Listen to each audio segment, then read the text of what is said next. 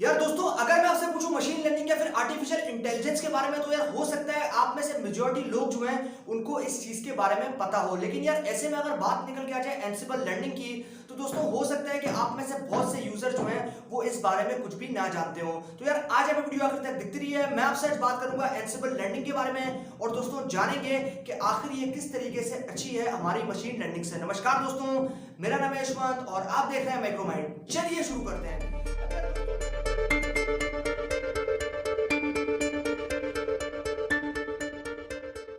दोस्तों मैं अगर आपसे बात करता हूँ ना मशीन लर्निंग की, तो क्योंकि मशीन लर्निंग के अंदर जो है वो इतनी ज्यादा अच्छी कैपेबिलिटीज नहीं है किसी भी चीज को प्रिडिक्शन की फॉर्म में आउटपुट प्रोवाइड करने की। लेकिन यार ऐसे में अगर बात निकल के आ जाए ना एंसिबल लर्निंग की, तो क्योंकि एंसिबल लर्निंग जो है मल्टीपल एल्गोरिथम्स को लेती है काम में किसी भी डिसीजन को प्रोवाइड करने के लिए। अब यार मैं अगर आपसे बात करूँ सबसे पहले मशीन लर्निंग की या फिर वो आर्टिफिशियल इंटेलिजेंस की, तो आप भी जानते हैं मशीन लर्निंग जो है वो आर्टिफिशियल इंटेलिजेंस का एक सबसेट निकल के आ जाता है। अब यार ऐसे में अगर बात निकल के आ जाए हमारे पास एंसिबल लर्निंग की, तो दोस्तों एंसिबल लर्निंग और मशीन लर्निंग के अंदर क्या डिफरेंसेस है, हम जरा इसके बारे में थोड़ा बात करते हैं। अब यार देखो, मैं सबसे पहले बात करता हूँ जरा मशीन लर्निंग के बारे में। तो दोस्तों मशीन लर्निंग के बारे में क्योंकि हमें नाम से मालूम चल रहा है कि जो मशीन है वो है मशीन लर्निंग, यानी कि इस स्टेज के अंदर हम जो है वो मशीन को खुद ट्रेन कर रहे हैं और इसके अंदर ह्यूमन इंटरवेंशन जो है वो इन्वॉल्व हो चुका है। लेकिन अगर मैं उससे बात करता हूँ ना एंसिबल लर्निंग की, तो दोस्तों एंसिबल लर्निंग का जो कंसेप्ट है ना वो मशीन लर्निंग से कंप्लीटली डिफरेंट बन जाता है। इन दोनों के बीच में बिल्कुल थोड़ी सी बोलूंगा ना सिमिलैरिटीज होंगी।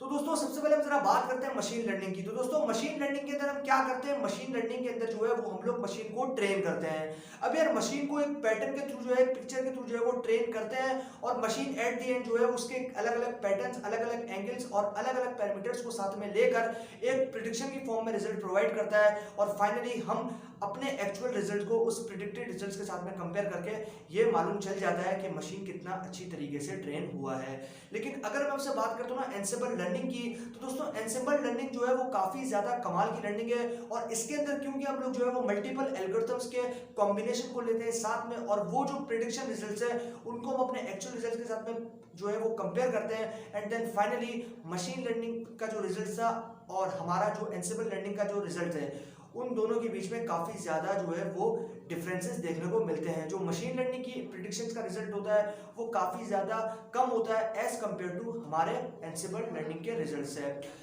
अब यार दोस्तों ये तो बात हो गई हमारे पास इन दोनों के कंपैरिजन की। अब हम जरा बात करते हैं मेन टॉपिक के बारे में, और दोस्तों डिस्कस करते हैं जरा कि आखिर ये जो एंसिबल लर्निंग है ये एग्जैक्टली क्या चीज होती है। अब यार देखो, जिस तरीके से मशीन लर्निंग होती है आर्टिफिशियल इंटेलिजेंस के अंदर, डीप लर्निंग होती है आर्टिफिशियल इंटेलिजेंस के अंदर, इसी तरीके से एक एंसिबल लर्निंग भी होती है जो कि काफी ज्यादा कमाल की प्रिडिक्शन जो है वो प्रोवाइड करती है, और हमें जो है वो डिसीजन बनाने में काफी ज्यादा आसानी हो जाती है आफ्टर द प्रिडिक्शन। अब यार दोस्तों हम जरा बात करते हैं कि आखिर ये जो मशीन है, बेसिकली ये जो एंसिबल लर्निंग है, ये आखिर किस तरीके से काम करती है। अब यार देखो, ये काम कुछ इस तरीके से करती है कि मान लो कि सबसे पहले अगर बात करें मशीन लर्निंग की, तो दोस्तों मशीन लर्निंग के अंदर हम क्या करते थे, मशीन लर्निंग के अंदर हमारा एक नेटवर्क होता था, और उस नेटवर्क के अंदर एक एल्गोरिथम जो है वो उसको हम काम में लेते थे। अब वो एल्गोरिथम कोई भी हो सकता है, हमारे पास रैंडम फॉरेस्ट हो सकता है, डिसीजन ट्री हो सकता है, लीनियर रिग्रेशन या फिर लॉजिस्टिक रिग्रेशन हो सकता है, या फिर अगर बात करूं सबसे कॉमन की, तो वो आ जाता है हमारे पास एसवीएम, बोले तो सपोर्ट वेक्टर मशीन।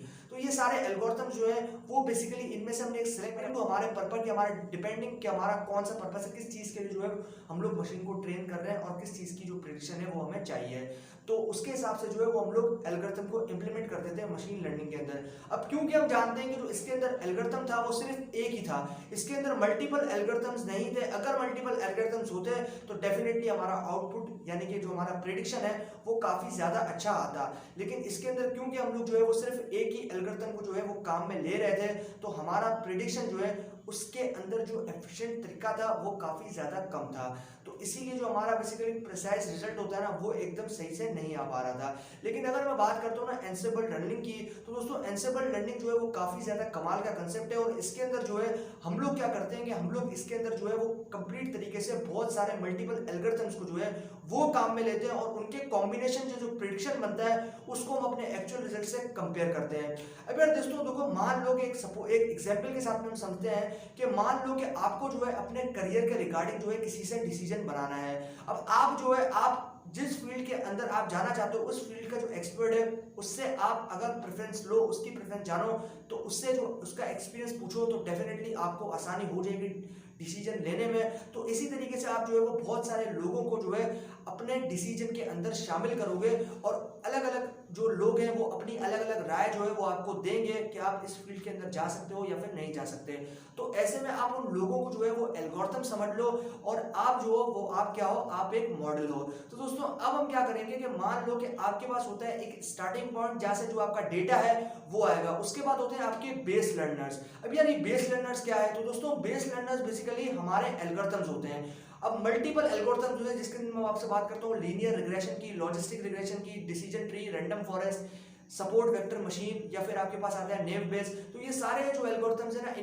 इन सब को जो है हम लोग एक ही नेटवर्क के अंदर, एक ही न्यूरल नेटवर्क के अंदर जो है वो काम में लेते हैं, जिसको हम कहते हैं एंसिबल लर्निंग। अब होता कुछ नहीं है कि मान लो कि आपका जो डेटा है वो जाएगा इन एल्गोरिथम्स की लेयर से होता हुआ और फाइनली इन सब एल्गोरिथम्स जो है वो सारे लगेंगे, इसके ऊपर इंप्लीमेंट होंगे एंड देन फाइनली जो है आपको प्रिडिक्शन की शक्ल में जो है वो रिजल्ट मिलेगा। और आपका जो बेसिकली रिजल्ट है, प्रिडिक्टेड रिजल्ट, वो आप कंपेयर करोगे अपने एक्चुअल रिजल्ट से और यार एट द एंड आपका जो रिजल्ट है वो काफी ज्यादा कमाल का बन जाएगा। तो यार इसके अंदर अब बात करते हैं कि फर्क क्या है मशीन लर्निंग से। अब यार देखो मशीन लर्निंग के अंदर हम लेते थे एक जो बेसिकली एल्गोरिथम है उसको काम में, इसके अंदर हम ले रहे हैं मल्टीपल एल्गोरिथम्स को काम में। अब मल्टीपल एल्गोरिथम्स को हम ले रहे हैं काम में तो डेफिनेटली हमारे जो प्रिडिक्शन का रिजल्ट है वो काफी ज्यादा अच्छा आएगा और डेफिनेटली हमारा जो एक्चुअल रिजल्ट है और हमारा जो प्रिडिक्टेड रिजल्ट है उन दोनों के बीच में काफी ज्यादा कम डिफरेंसेस देखने को मिलेंगे